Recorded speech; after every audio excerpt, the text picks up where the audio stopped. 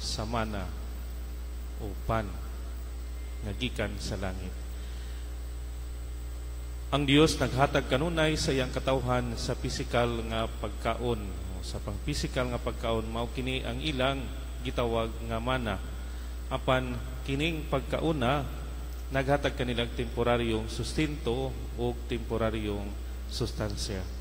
Napay kagutom gihapon nga mabati tungod kay kalibutanon o pisikal lamang nga pagkaon. Unya, gihatagan sila sa Dios og buhing pan. Gihatagan sila sa Dios og malungtarong pagkaon. Ang epekto mao ang paggiya kanila ngadto sa kinabuhing dayon. Kana nga pan walay lain kundi si Jesus mismo. Busa diha sa ebanghelyo karong adlaw si Jesus dayag nga miangkon, ako mao ang pan nga naghatag sa kinabuhi. Ang moari kanako dili na gayud gutumon, ang mutuo kanako dili na gayud uhawon. Si Jesus mihangyo kanato sa pagduol kaniya ug sa pagtuo kaniya. Sa diha lamang nga kita moduol kaniya ug mosalig kaniya nga kita makasiguro sa iyang gisaad sa kinabuhing dayon.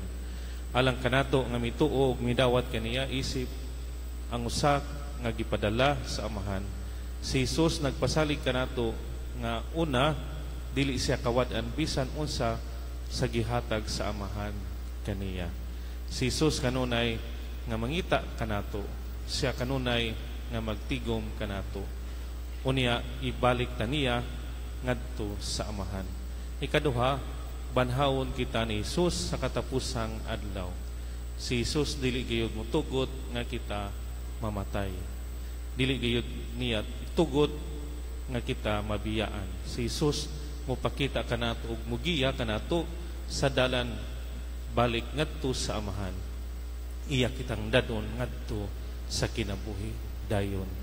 Karon sa atong pagdawat kang Hesus sa balaang komunyon ug giingon sa pari ang lawas ni Kristo, himuang ang atong pagtubag sa amen sa panahon sa pangalawat mahimong atong lig-on kapag pamatuod sa pagtuo ug pagsalig nga gusto ni Hesus nga kita makabaton ug bag-ong kinabuhi, mamaayo ug maluwas gikan sa sala.